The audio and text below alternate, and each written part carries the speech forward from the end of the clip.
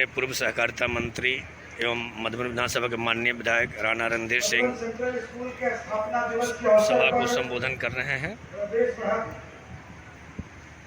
उपस्थित आज के ऐतिहासिक दिन यहाँ उपस्थित आप सभी लोगों से मैं एक आग्रह करता हूँ, एक बार आप सब जहाँ हैं वहीं अपने स्थान पे खड़े हो जाए।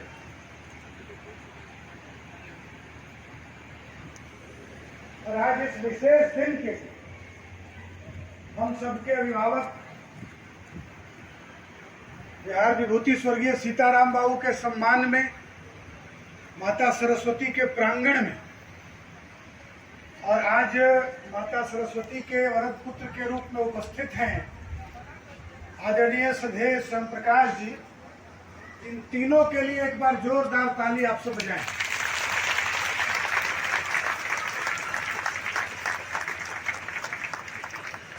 आप सबों का बहुत बहुत धन्यवाद। आप सब अपना स्थान ग्रहण करिए।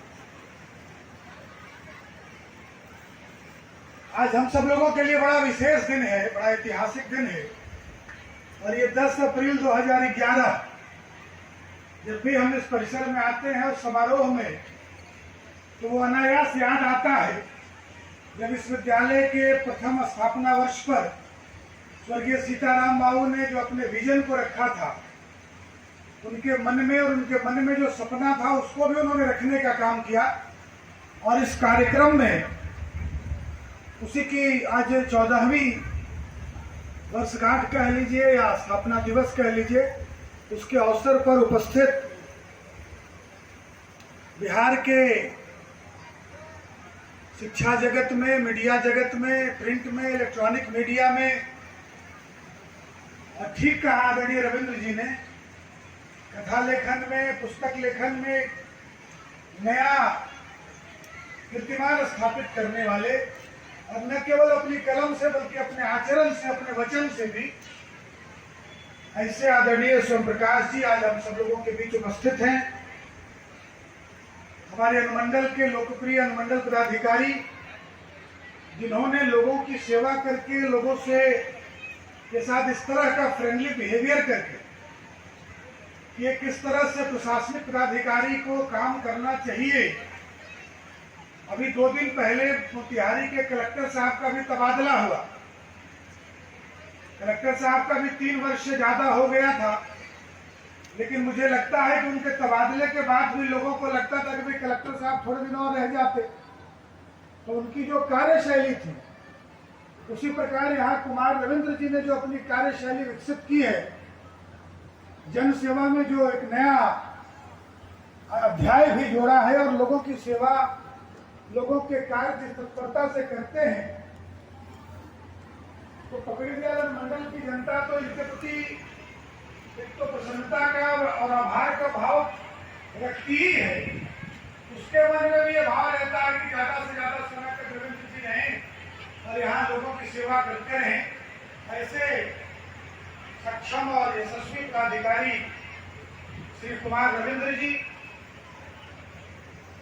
विद्यालय के डायरेक्टर और बहुत बढ़िया और भव्य कार्यक्रम, आज 14वें वर्ष में विद्यालय ने प्रवेश किया है। इसका बहुत ही बढ़िया तरीके से इसका आयोजन कर रहे मधुबन सेंट्रल स्कूल के डायरेक्टर रणवीर जी और इनकी पूरी टीम, इसने बहुत ही शानदार आयोजन किया है। मैं पिछले 4-5 दिनों से देख रहा हूँ, इनके साथ इनकी जो टीम है, आदरणीय वीरेंद्र बाबू जो प्रशासक के रूप में और स्थापना काल से इस विद्यालय में अपना योगदान और अपना मार्गदर्शन दोनों ही देते हैं, ऐसे वीरेंद्र बाबू और आदरणीय अंसारी जी, नागेंद्र जी और सभी शिक्षकों की जो टीम है और जो सपोर्ट स्टाफ हैं, आप सब लोगों ने एक बहुत ही शानदार और भव्य स्थापना दिवस कार्यक्रम आयोजित किया है। इसके लिए आप सब बहुत बहुत बधाई के पात्र हैं। और इसमें अभिभावकों के साथ हमारे मधुबन के प्रखंड के प्रमुख आदरणीय महेश पासवान जी, हमारे अभिभावक और मधुबन के पूर्व प्रखंड आदरणीय नगीना बाबू, फिनहारा से चल के आए फिनहारा के प्रखंड आदरणीय राधे श्याम जी, हमारे अनुमंडल के प्रमुख शिक्षाविद आदरणीय चंद्रिका बाबू, हमारे पिताजी के साथी और सुख दुख के परिवार के साथी आदरणीय भोला बाबू, हमारे मित्र साथी भाई हमारे प्रतिनिधि आदरणीय मनोज जायसवाल जी, देवेंद्र जी, राघव बाबू, हमारे भारतीय जनता पार्टी के मंडल के नवनियुक्त अध्यक्ष भाई आसपुरन कुशवाहा जी, युवा मोर्चा के अध्यक्ष भाई मनीष पांडे जी, मधुबन थाना के नए और बहुत ही जाबाज और कम समय में अपने व्यवहार बात से लोगों का दिल जीतने वाले मधुबन के थाना प्रभारी श्री प्रमोद जी, सभी आदरणीय पत्रकारगण शिव कुमार जी से लेके शशि जी से लेके पप्पू जी से लेके सभी प्रिंट और इलेक्ट्रॉनिक मीडिया के सभी सम्मानित पत्रकारगण, सभी अभिभावकगण, मातृशक्ति में आदरणीय चंदा जी से लेके जो भी हमारे इस विद्यालय में अध्ययन का काम कराती हैं, आप सब और प्यारे बच्चों, आज का दिन विशेष भी है और महत्वपूर्ण है और कई कार्यक्रम भी हम सबका लगा है। ऐसे तो मेरी इच्छा रहती है कि आज के दिन में पूरा समय विद्यालय परिवार के लिए रखूं और मेरे मन में ये भाव भी था और इसलिए जब हम और आदरणीय स्वयं प्रकाश भैया श्री श्री रविशंकर जी के आश्रम में बेंगलोर में जनवरी महीने में थे, तभी हम लोगों के मेरे मन में ये विचार आया कि अगले स्थापना वर्ष में आदरणीय स्वयं प्रकाश भैया को हम लोग विद्यालय के प्रांगण में ले चलेंगे कि ऐसे विद्वान जनों के आगमन से तो विद्यालय का भी भला होता है और बच्चे जो देश के भविष्य हैं उनको भी ऐसे व्यक्ति का जब मार्गदर्शन मिलता है, ऐसे व्यक्ति का जब उनको सानिध्य मिलता है तो बच्चों के और बेहतर भविष्य निर्माण में उनको एक नई दिशा भी मिलती है। क्योंकि देखिए, शिक्षा के लिए तो इस बात को हम सब जानते समझते भी हैं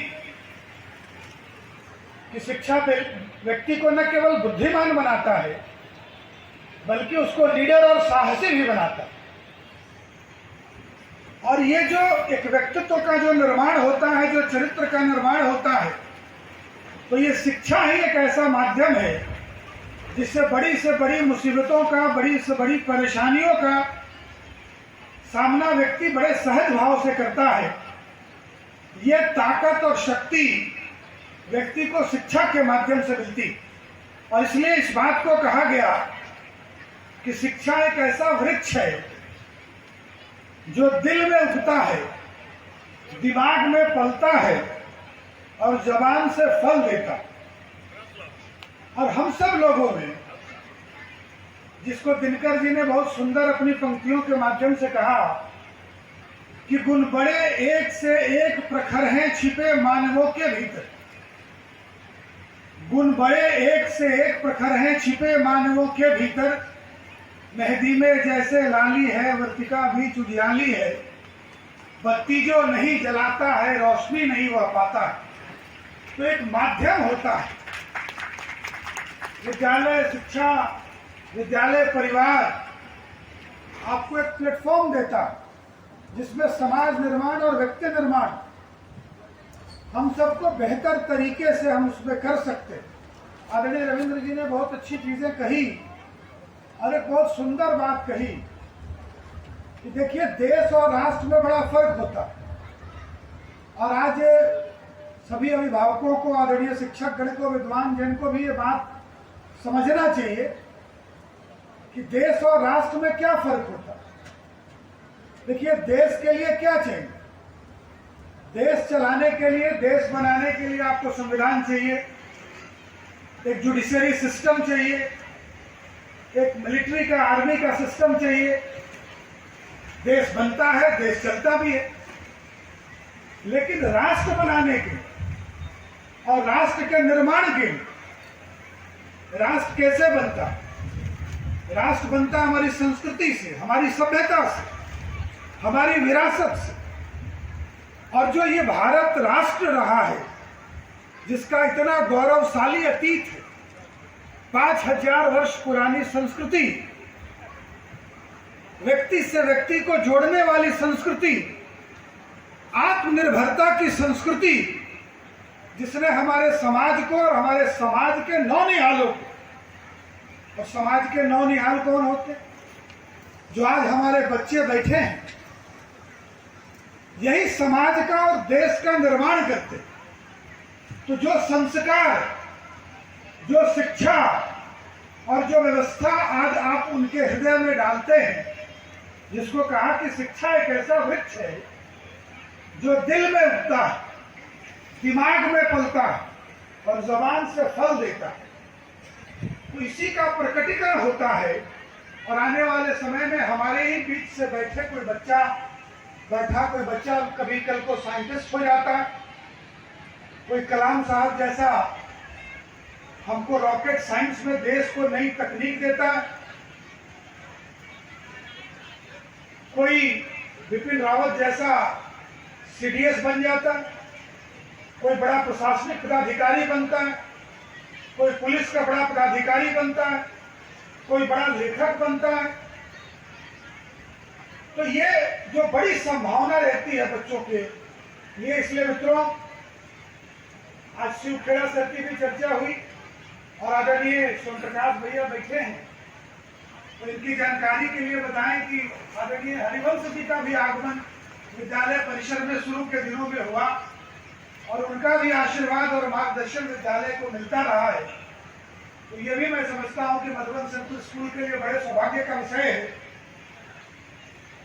तो मित्रों मैं यही कहूंगा आज के दिन कि आप सब, आपके निदेशक आदरणीय रणवीर जी, आदरणीय वीरेंद्र बाबू, चंद्रिका बाबू और हम सबके गुरु आदरणीय रामश्रेष्ठ बाबू भी अभी पधारे हैं। 90 वर्ष से ज्यादा की उम्र हो गई और इस उम्र में इनकी जो तत्परता रहती है वो बिल्कुल स्वागत के योग्य है, सीखने योग्य है, अनुकरणीय है। और ये हमारी नई पीढ़ी को एक संदेश भी देती है कि जिसको हम लोग कहते हैं कि एज जो है अंग्रेजी में कि age is the matter of time not mind. तो रामश्रेष्ठ बाबू जैसे लोगों को देखकर अनायास ये बात याद पड़ती है। हम उनको भी प्रणाम करते हैं मंच से और उनका भी स्वागत अभिनंदन करते हैं। इस उम्र में पधारे हैं सभी अभिभावकों का स्वागत अभिनंदन कि आप सबके विश्वास ने, आप सबके साथ में मधुबन सेंट्रल स्कूल को एक नई ऊंचाई दी है और आने वाले समय में रणवीर जी, वीरेंद्र बाबू, अंसारी जी, नागेंद्र बाबू, आप सबकी टीम और बेहतर काम करे। मधुबन सेंट्रल स्कूल को जो नई ऊंचाई आपने दी है वो लगातार बढ़े, यही शुभकामना करता हुआ, आप सबके बेहतर स्वास्थ्य की कामना करता हुआ, आप सबको ढेर सारी शुभकामनाएं देता हुआ मैं अपनी वाणी पर विराम दूंगा। लेकिन सुमित्रानंदन पंत जी की चंद पंक्तियां पढ़ के एक बार फिर से बच्चों को और सभी गुरुजनों को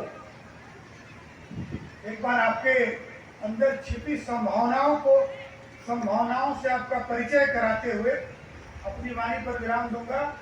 तो पंक्तियां इस प्रकार हैं कि किस वैभव के तुम योग्य नहीं,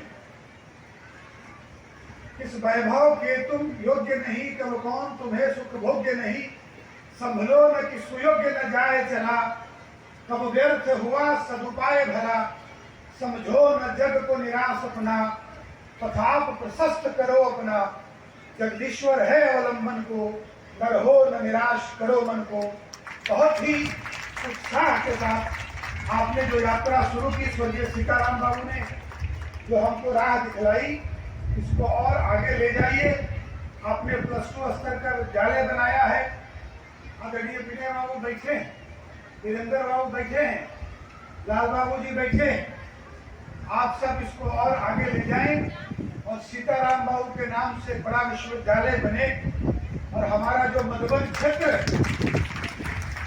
जो काफी पिछड़ा क्षेत्र हुआ करता था, आज एक छत के नीचे अगर बच्चों को नर्सरी से लेकर और उसको मास्टर्स तक की डिग्री हम दिला पाए तो सीताराम बाबू का एक गांव में रहने वाले एक व्यक्ति का कि सुदूर गांव के एक बालक ने बचपन में एक सपना देखा और 65 वर्ष की अवस्था तक जो एक नया आयाम बंजरिया, मधुबन और मोतिहारी का नाम पूरे देश में रोशन करने का काम जो सीताराम बाबू ने किया, आज के समाचार पत्रों में आपने देखा हो।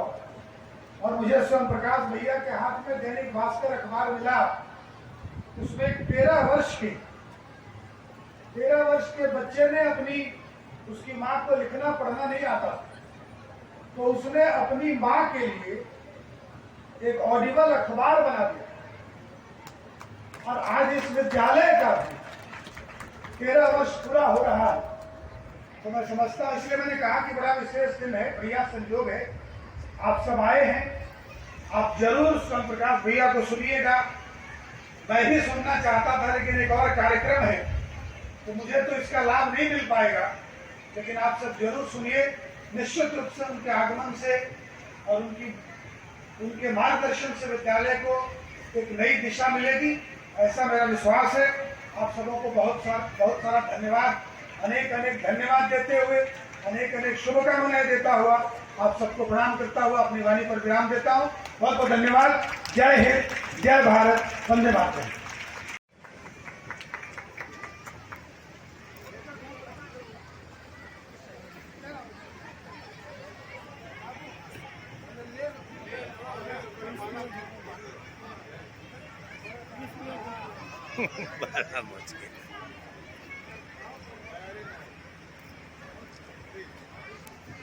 बच्चे इधर जरा घूमो।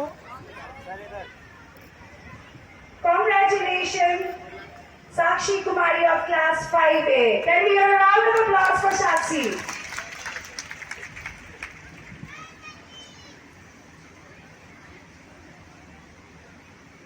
धन्यवाद मिस वर्षिका। अब मैं आपकी भावनाओं को समझते हुए इस मंच पर आज के मुख्य अतिथि परम श्रद्धेय माननीय श्री स्वयं प्रकाश जी को आमंत्रित करना चाहता हूं कि वो अपने आशीर्वचनों से हम सबों को अनुग्रहित करें।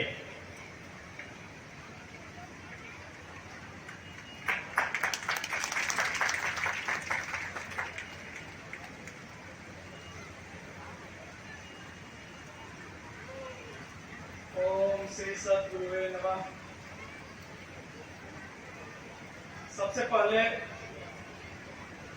यह जिनकी परिकल्पना थी, जिनका सपना था, वंदनीय सीताराम बाबू को मैं फिर से एक बार प्रणाम करता हूं और इस सपने को मूर्त रूप देने के लिए रणधीर जी, रणवीर जी और उनकी टीम, इन सबको मैं धन्यवाद देता हूं। बिना टीम के कोई काम नहीं हो सकता और 13 साल कोई ज्यादा नहीं होता है एक विद्यालय के लिए, और इतने कम समय में इतनी अच्छी उपस्थिति, जहां शिव खेड़ा और हरिवंश जी जैसे महापुरुष यहाँ आए हों इस प्रांगण में, बड़ा अद्भुत है। और वो ऐसे नहीं हो सकता है कि शिव खेड़ा या हरिवंशी ऐसे ही आ गए हो।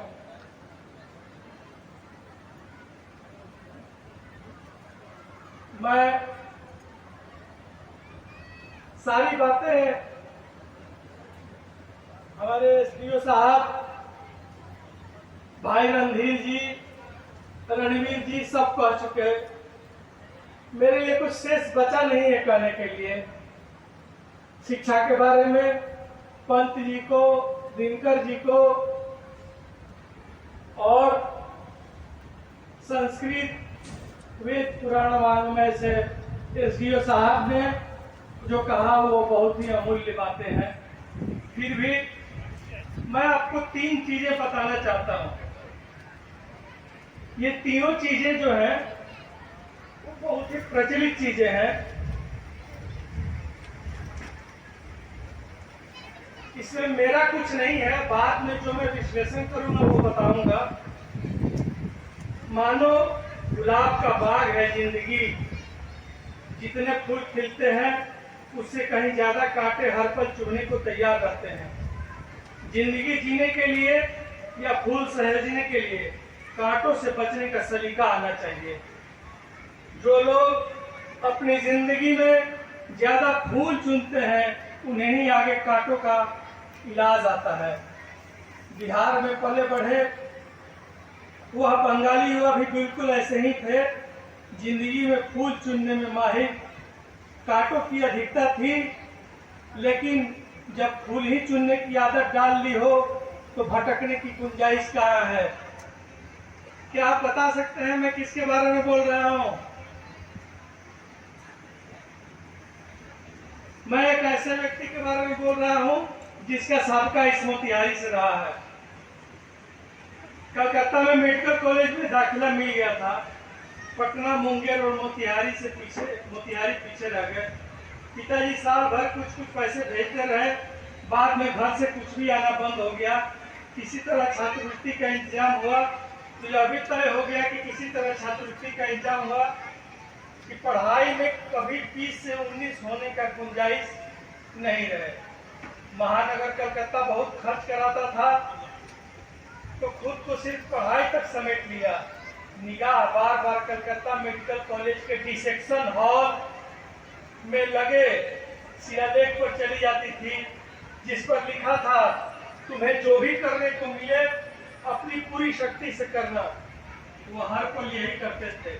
कॉलेज में दूसरे लड़कों को देख कुछ कुंठा होती थी। लड़के मुखर थे जो बाहर से आए थे, वे पहली फुर्सत में महानगरीय खांचे में घुस गए थे। दूसरे लड़कों के प्रभाव से बचने के लिए भी जरूरी था कि स्वयं को सिर्फ अध्ययन के अधीन कर लिया जाए। फिजूल की तमाम कारगुजारियों से दूर बेवजह का एक भी लफ्ज जुबान पर नहीं आता था। पढ़ाई से नजरें ही नहीं उठती थीं, तो बाकी नज़ारे खाक थे। फिर भी यह भय बना रहता था कि कहीं पिछड़ न जाए, मन भटक न जाए। इस दुनिया में सिवाय पढ़ाई के कोई साथी सहारा नहीं है, पर आत्मविश्वास कभी कभी घट जाता था। एक बार की बात है, मेडिकल कॉलेज के प्राचार्य अंग्रेज जनरल कॉम्फर्ट एनाटॉमी हॉल में निरीक्षण के लिए आए। उनको सलाम बजाने की होड़ लग गई। सब साहब का ध्यान खींचने में लगे और वही जो प्रैक्टिकल में डूबा रहा। ध्यान ही नहीं गया कि कोई आया है। प्रधानाचार्य ने भी गौर किया और रोज पूछा,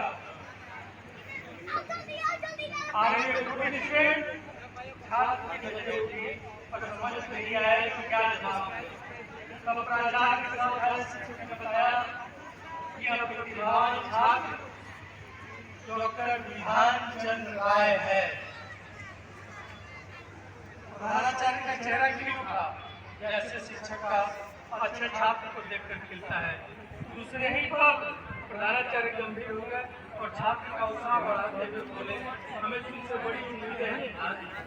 कमाल हो गया इस सेवा के कई कॉलेज के मुखिया को भी लगा मैं कुछ करूंगा, आपको करना ही होगा। प्रशंसा पाकर कभी अहंकार न आया। शिलालेख का वाक्य बार नरेंद्र सिंह अगले कार्यक्रम के लिए प्रस्थान कर गए। तुम्हें जो भी करने को मिले अपनी पूरी शक्ति से करना। ध्यानचंद राय ने पूरे जीवन यही किया। बड़ी तमन्ना थी भारत में मेडिकल के बाद, पढ़ाई के बाद इंग्लैंड के सबसे अच्छे मेडिकल कॉलेज में पढ़ने जाए। इसी तरह निकल चले। परसेंट बार्थोलोमीज हॉस्पिटल के डीन डॉक्टर सोरे ने उन्हें देखते ही खारिज कर दिया। एक तो एशियाई, उसमें भी भारतीय। किस वर्ग में पढ़ते हैं आप? 7 बी में सेक्शन मिट्टी के बने थे, नाम ही विधान था, हार कैसे मान लेते। बार बार वही वाक्य पूछता था, तुम्हें जो भी करने को मिले अपने पूरी ताकत से करना। अभी तो आगरा में डूब जाना था, वह डूब गए। 1.5 महीने में डीन के दरबार में कम से कम 30 बार हाजिर हुए। डीन का दिल पसीज गया। विधान फिर जुट गए पढ़ाई और सेवा में। तय समय से पहले ही वे सर्जरी और मेडिसिन की उपाधि, सर्जरी भी और मेडिसिन दोनों की उपाधि लेकर भारत आए।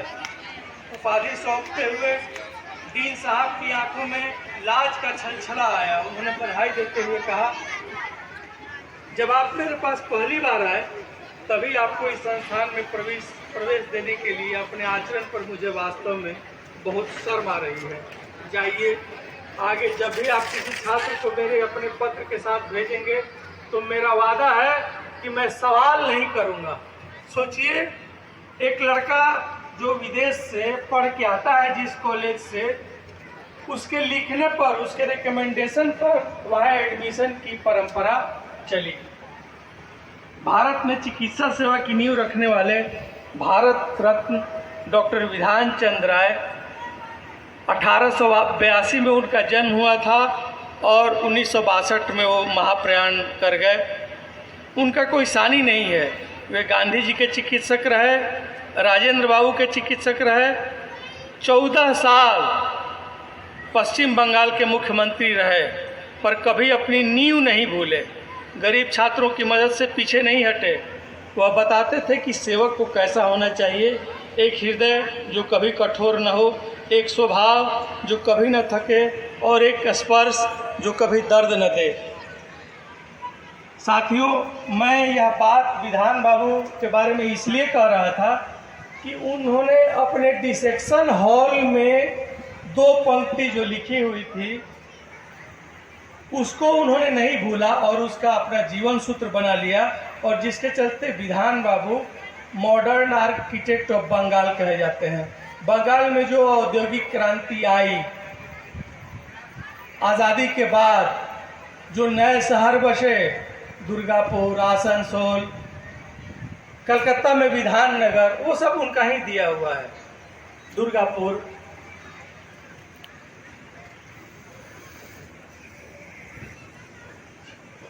हमको ऐसा तो नहीं लग रहा है कि आप लोग मेरी बातों से उब रहे हैं? बोलिए, एकदम सन्नाटा सा है।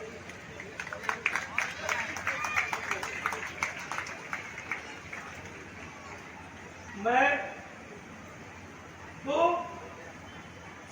चीजें और आपके सामने रखना चाहूंगा।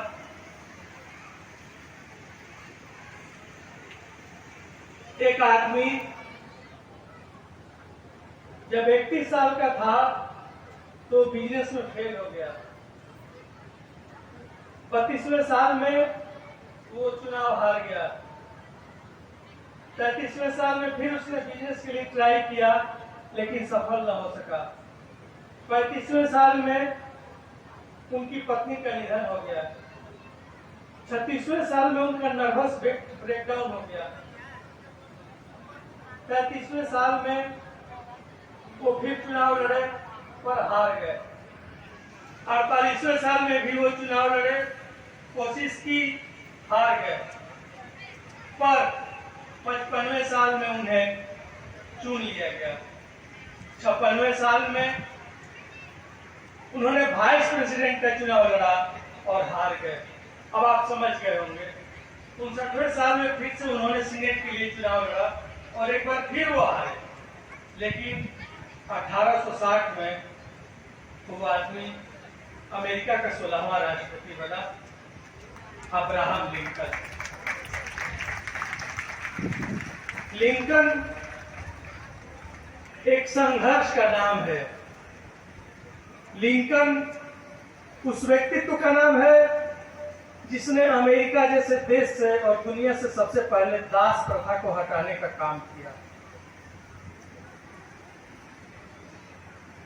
लिंकन ने एक बहुत ही सारगर्भित पत्र लिखा अपने बच्चे के स्कूल के हेडमास्टर के नाम। यह सबके लिए जरूरी है, शिक्षकों के लिए भी, छात्रों के लिए भी और अभिभावकों के लिए भी। सम्माननीय सर, ये लिंकन ने पत्र लिखा था जब वो अमेरिका के राष्ट्रपति थे, लेकिन वो स्कूल में नहीं जा सकते थे प्रोटोकॉल के तहत। तो उन्होंने एक पत्र लिखा जो ऐतिहासिक पत्र है। मेरा बेटा आज पहली बार स्कूल जा रहा है। उसके लिए सब कुछ नया नया होगा। कृपया उससे सहानुभूतिपूर्वक व्यवहार करें। यह नई यात्रा उसे महाद्वीपों के पार ले जा सकती है। हर ऐसी यात्रा में शायद युद्ध भी होते हैं, त्रासदी भी, पीड़ा भी। यह जीवन जीने के लिए उसे विश्वास, प्यार और साहस की आवश्यकता पड़ेगी। मैं जानता हूँ कि दुनिया में सारे लोग अच्छे और सच्चे नहीं हैं। यह बात मेरे बेटे को भी सीखनी होगी, पर मैं चाहता हूँ कि आप उसे यह सिखाएं कि पूरे आदमी के पास भी अच्छा हृदय होता है। हर स्वार्थी नेता के अंदर अच्छा नेता बनने की क्षमता होती है। मैं चाहता हूँ कि आप उसे सिखाएं कि हर दुश्मन के अंदर एक दोस्त बनने की संभावना भी होती है। ये बातें सीखने में उसे समय लगेगा, मैं जानता हूँ, और आप उसे सिखाइए कि मेहनत से कमाया गया $1 सड़क पर मिलने वाले $5 के नोट से ज्यादा कीमती होता है। आप उसे बताइए कि दूसरे से जलन की भावना अपने मन में न लाए।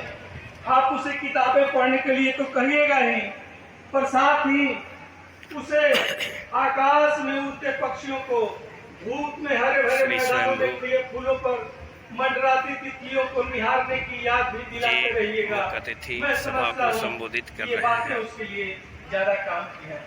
मैं मानता हूँ कि किसी बात पर चाहे दूसरे उसे गलत कहें, पर अपनी सच्ची बात पर कायम रहने का हुनर उसमें होना चाहिए।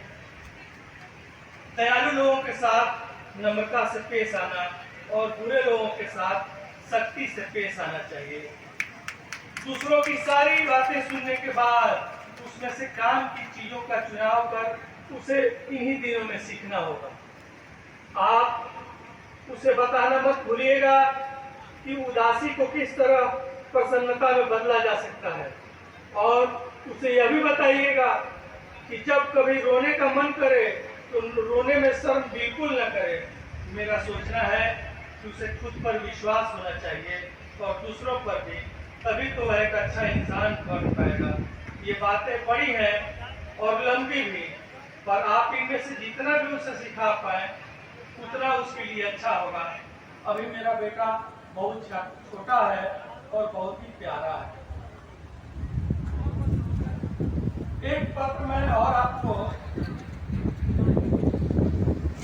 पढ़ना चाहूंगा।